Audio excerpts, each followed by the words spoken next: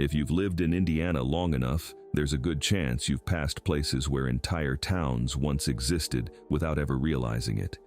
Across this state are communities that disappeared, and some of them are still talked about by locals today. These are 12 ghost towns in Indiana, and number 1 is the one that stays with you. Number 12, Hindustan Falls, Indiana. In 1820, this was the largest and most promising town on Indiana's frontier, and within 3 months, half the population was dead, homes were burned to stop the spread of disease, and the town treasurer buried a pot of gold coins and died without telling anyone where. The town was founded in 1816 along one of the only major roads in the state at the time, connecting Vincennes and New Albany, and because travelers had few alternatives, that route brought a constant flow of settlers, merchants, and commerce, growing the population quickly to around 1,200 people. Buildings lined the river, including mills, hotels, and workshops, all supported by the steady movement of people passing through. Then, the same route that built it carried disease into the town. Historians believe it was cholera, yellow fever, or both, spreading rapidly through a population that had no way to contain it, and within a 3-month period, at least 138 people died, with the real number likely higher. Families who could leave did, homes were abandoned, and to slow the spread, the houses of the dead were burned while mass graves were dug along the river. By 1824, less than half the original population remained. During this time, the county treasurer, who had been collecting tax money, fell ill and buried several $1,000s in gold and silver coins somewhere near the town, intending to retrieve it later. He never did. The location of the money was lost with him, and it has never been found. Over the following years, the town continued to decline. The post office closed, and by the mid-1800s, the last residents had moved away. Today, the site is a quiet fishing area, with the falls still running and the stone along the river marked by holes where mill equipment once stood, but there is nothing left to show who lived there. The town is gone. Number 11, Gary, Indiana. This is the city where Michael Jackson was born, a place that grew from nothing into a city of 175,000 people in just a few decades, and then began to empty out, leaving entire blocks of buildings abandoned. In 1906, U.S. Steel built the city on swampland along Lake Michigan, creating neighborhoods, schools, churches, and a full downtown around a single purpose, with everything tied directly to the steel plant that powered it. Workers came from across the country and from overseas, drawn by the promise of steady work, and within a short time the population surged as the city became one of the most important industrial centers in the region. In 1919, tens of thousands of workers went on strike demanding better conditions, and when replacement workers were brought in, violence broke out across the city, forcing the governor to declare martial law and send in thousands of troops to restore order. The strike ended, the mills kept running, and for a time the city continued to grow, but the industry it depended on began to decline in the decades that followed, and as jobs disappeared, the population started to fall with them. Factories reduced their workforce, neighborhoods emptied, and buildings that had once been filled with people were left standing with no one inside. By the late 20th century, large sections of the city had been abandoned, leaving behind massive structures like churches, theaters, and train stations slowly falling into decay. Some of the most recognizable places still stand, including the City Methodist Church and the auditorium where the Jackson 5 once performed, both now partially ruined. Today, thousands of people still live there and the steel plant continues to operate, but much of the city remains empty. A place that expanded as fast as possible and then was left behind when the system that built it began to break down. Number 10, Tunnelton, Indiana. In southern Indiana, there was a town built around a railroad tunnel that became one of the most unusual and unsettling places in the region, a place where the story of how it was built and what happened inside it stayed with people long after the town itself began to fade. The tunnel came first, cut straight through a limestone hill in the 1850s, with a sharp curve that made it impossible to see from one end to the other, leaving the entire middle section in complete darkness. During construction, workers broke into an old graveyard, and when the graves collapsed into the tunnel, the work continued anyway, sealing that part of the hillside into the structure itself. Once the tunnel was finished, a town grew up around it, forming a small but active community with homes, businesses, a school, and even a building that quietly served as a stop on the Underground Railroad, helping people pass through the area without being seen. But the tunnel became more than just part of the town's foundation. In 1882, a group of men passing through were overheard planning a robbery, and instead of reporting it, residents organized their own response, setting up an ambush inside the tunnel, where the darkness made it impossible to see what was happening. The men entered expecting to pass through. They never came out. What happened inside was never officially recorded, but the bodies were buried somewhere along the hillside near the tracks, without markers, and over time the exact location was lost. As the years passed, the town declined as rail traffic changed and fewer trains needed to stop there, and the buildings that once supported it gradually disappeared. The tunnel remained. Trains still pass through it today, moving through the same stretch of darkness, while somewhere in the hillside beside it are the graves of the men who walked in and never left. Number 9. Monument City, Indiana. In northeastern Indiana, there was a small town built around a Civil War memorial, a place where generations of families lived on the same land, tied together by the memory of the people the town had lost. For decades, it remained a quiet farming community, with a school, a church, and a main street that hadn't changed much over time, holding on to a history that mattered to the people who lived there. Then a decision was made that erased it completely. In the 1950s, the federal government selected the valley for a flood control project, and residents were told their town would be flooded to create what would become Salamone Lake. Graves were moved, buildings were torn down or left behind, and by the mid-1960s, everything the town had been, including the monument it was named after, was underwater. But it didn't disappear entirely. During dry summers, when the water level drops, parts of the town begin to reappear, with foundations, roads, and the layout of the main street rising out of the mud for a short time before being covered again. People whose families once lived there still come back when that happens, walking across what used to be their town, following streets that haven't existed for decades, in a place that was erased, but not completely gone. Number 8. Gas City, Indiana. This is a town that stared at the largest natural gas deposit in American history, decided it would last forever, burned it around the clock just to show the world what it had, and was out of gas in 15 years. When natural gas erupted from the ground near the Indiana town of Eaton in September 1886, the flame at the wellhead was reportedly visible from 10 miles away. The news spread across the state like the gas itself. The Indianapolis News wrote that it's a poor town that can't muster enough money for a gas well. The entire eastern corridor of Indiana sat over the Trenton gas field, the largest natural gas deposit discovered to that point in American history, and the rush to drill it was as frenzied as any gold rush. A small farming community of 145 people called Harrisburg decided to compete aggressively. In 1892, the town voted to rename itself Gas City, an unambiguous advertisement aimed at every factory owner in the Midwest. It worked. 8 manufacturers relocated within 3 months of the name change. The population surged 2,400% in a decade, from 145 to 3,622, and banks, hotels, and an opera house rose on streets where corn had been growing 2 years earlier. The gas belt towns were not subtle about their wealth. They burned flambeaux, open gas torches on poles, 24 hours a day in the streets, and some residents actually lit wells on fire just to watch the flames. Think about that for a second. The Indiana General Assembly eventually banned the practice, one of the first states in the country to legislate energy conservation, but the damage was already done. By 1902, gas pressure at most wellheads had dropped to nearly nothing. By 1913, Indiana was importing natural gas from West Virginia. Gas City's 12 glass factories closed or relocated, the population reversed, and the boom that had multiplied the town 25 times over left behind a place that never found a second identity to replace the one that burned itself out. If this kind of story is what you watch this channel for, subscribe.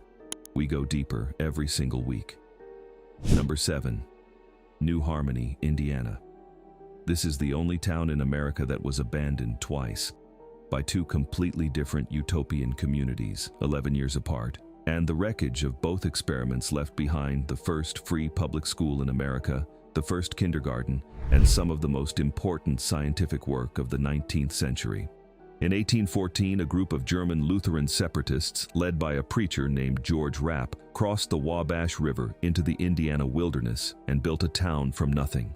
The Harmonists believed the second coming of Christ was imminent and organized their lives around that belief. No private property, no alcohol, and strict celibacy, which meant the community couldn't grow its own membership and had to recruit every new soul from outside.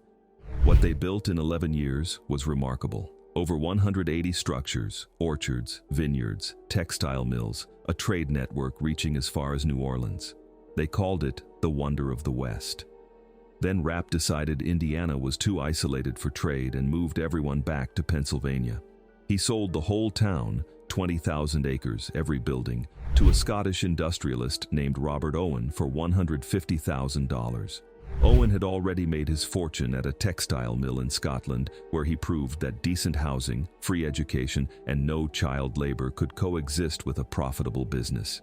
He believed an entire model society could be built on the same principles. He renamed the town New Harmony and opened it to anyone who agreed. About 800 people arrived: scientists, educators, feminists, reformers, and by Owen's own account, a considerable number of freeloaders and opportunists.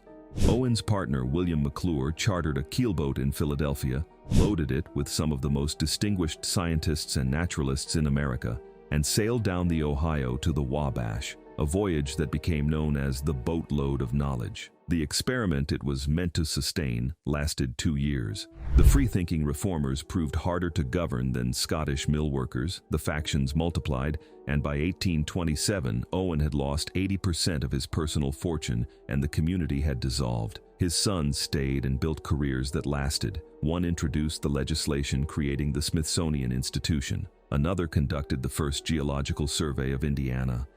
A third became the first president of Purdue University. New Harmony itself established both the first free public library and the first free public school in America. Today, it is a small, living town on the Wabash where both communities' buildings still stand, a place where two visions of how people should live were tried, failed, and left something that outlasted both of them. Number 6. Moscow, Indiana. Every town on this list had time to decline, time to lose businesses, time for families to decide to leave, time for the place to quietly empty out. Moscow, Indiana had 30 seconds. On June 7, 2008, an EF3 tornado touched down in Rush County and tore through the small town of Moscow along the Flat Rock River. The winds were enough to level wood frame buildings and carry debris for miles. Moscow had existed as a quiet river crossing community since 1829, and the tornado struck it directly. Most of the structures that had defined the town were destroyed or made unlivable. The covered bridge over the Flat Rock River, built in 1886, still standing after 122 years of Indiana floods and ice storms, was demolished by the storm. The few residents who stayed rebuilt, but most did not come back. The original town site has been converted into a memorial park along the river. Open grass and walking paths where streets and houses used to be. The Flat Rock River still runs through it, and somewhere in the trees at the edge of that park is the absence of a covered bridge that had survived 2 world wars, the Great Depression, and a century of Indiana weather, and didn't survive one night in 2008. Number 5. Elkinsville, Indiana. Most ghost towns lost their reason to exist. Elkinsville never lost its reason. The federal government simply decided the land was worth more without the town on it, made every family an offer, and waited until the last one took it. Elkinsville had been a farming community in Brown County since the mid-1800s. When the federal government began expanding the Hoosier National Forest in the 1950s and 1960s, Elkinsville was in the path of the acquisition. The U.S. Forest Service approached each property owner individually with an offer and waited. Some sold quickly, others held out for years, a few attempting legal challenges that went nowhere. But the Forest Service had a budget and patience that individual farm families simply could not outlast. By the late 1960s, the last families had accepted, Elkinsville was cleared, and the buildings were demolished. The roads were left to become forest floor. Today, hikers walk trails through what were once people's front yards and have absolutely no idea anything was ever there. The only thing the Forest Service could not easily take was the Elkinsville Cemetery, where generations of the community's families are buried, still sitting in the middle of the national forest, surrounded by trees on every side, maintained and accessible. The people who built Elkinsville are still there, in the ground, while the town they built is gone. Number 4. New Amsterdam, Indiana. This is Indiana's oldest town, established in 1815, a full year before Indiana became a state, and after 2 centuries of floods, bypassed railroads and rural decline, it is still technically alive. Barely. It has a handful of residents, a church, a cemetery, and a general store that has been listed for sale for years with no takers. New Amsterdam sits on the north bank of the Ohio River in Harrison County, founded before Indiana had been fully surveyed, before there were roads connecting it to anywhere else. The river was the road. Flatboats carrying Indiana corn and pork down the Ohio to New Orleans built the town's early economy. When steamboats replaced flatboats in the 1820s, New Amsterdam's reason to exist began draining away, and that slow drain started a century before the event most people associate with its near death. The 1937 Ohio River flood, the worst in the river's recorded history, which put nearly 1 million people out of their homes across the valley, reached New Amsterdam, and most of the families who left did not come back. What remains is a church, a cemetery, and the abandoned Schaffer General Store, listed for sale at a price so low that buyers cannot find reasons not to buy it, yet somehow never do. The town that predates Indiana itself continues to exist in the narrow margin between alive and gone, precisely because no one has gotten around to finishing either outcome. Number 3. Lockport, Indiana. Lockport was built for one reason: the Wabash and Erie Canal, and when that canal became obsolete, Lockport didn't outlast it by a decade. The entire life of this town, from founding to abandonment, was determined by a single infrastructure decision made in the 1850s that rendered it unnecessary before most of its residents had finished building their homes. The Wabash and Erie Canal was the longest canal in American history, 468 miles connecting the Great Lakes to the Ohio River, and at its peak in the 1840s and 1850s, it was one of the most important freight routes in the American interior. Lockport was one of its lock stations in Fountain County, where boats were raised or lowered between water levels and crews resupplied. The town existed because the canal needed it there. The railroads reached Indiana in the 1850s, and canal freight simply moved to the faster, cheaper rail network. Without traffic revenue, canal maintenance stopped, sections deteriorated, and by 1874, the Wabash and Erie Canal had ceased operations entirely. Lockport followed within years. No lock traffic meant no customers for the businesses. No businesses meant no reason for residents to stay. What remains is a historical marker and fragments of canal infrastructure in the surrounding land. It is one of the most complete disappearances on this list, not destroyed, not flooded, not bought out, just made unnecessary, and that was enough. Number 2. Leavenworth, Indiana. The original town of Leavenworth is at the bottom of the Ohio River. It has been there since 1937, submerged for most of the year under the river's shifting level. Once or twice a decade, when a dry summer pulls the water low enough, the stone foundations and old pavement emerge from the mud, and people whose families once lived there come down to the bank to stand on what used to be Main Street. Leavenworth was established in Crawford County in 1818 as a river port and ferry crossing, and for over a century it served the Ohio Valley trade. A ferry, warehouses, and stores that the river flooded regularly, and the town rebuilt after every time. The 1937 Ohio River flood was different. the worst in the river's recorded history, it left parts of the lower Indiana shore under 30 feet of water. When the flood receded, the families of Leavenworth were offered help to rebuild, but only on higher ground. Most relocated to the bluffs above, where New Leavenworth was built and still stands. The original site was left to the river. It sits there now, mostly hidden, surfacing only when the conditions are right. Stone foundations, old streets, the bones of a town that chose to move rather than fight the Ohio one more time. When it appears, the people who remember it come to look. When the water returns, so does the silence. Number 1. Rome City, Indiana. Rome City didn't flood, didn't burn, and didn't run out of anything. The federal government decided it wanted the lakefront land for a state park, made every resident an individual offer, and bought the town out of existence one family at a time, leaving behind a best-selling novelist's house and a cemetery as the only evidence a community was ever there. Rome City had existed on the shore of Sylvan Lake in Noble County since the 1830s. A post office, churches, schools, a small resort economy built around the lake.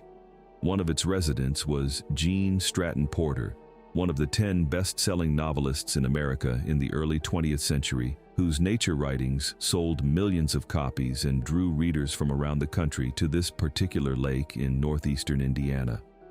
Her house on the lakeshore still stands as a state historic site. In the 1950s, the Indiana Department of Natural Resources began purchasing land around Sylvan Lake for a state park expansion. The process was the same as Elkinsville. Individual offers, individual negotiations, no community vote on whether the town survived.